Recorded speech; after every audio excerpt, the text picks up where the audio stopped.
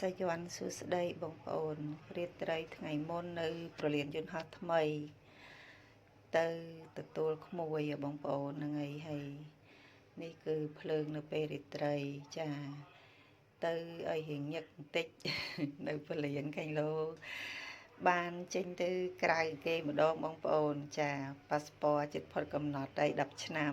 បងខ្ញុំបងប្អូនចានៅពេលយប់ស្អាតបងប្អូនកុំច្រឡំថានៅស្រុកគេចានៅប្រទេសកម្ពុជាកម្ពុជាគឺទំនើបចាបងប្អូនស្អាតចា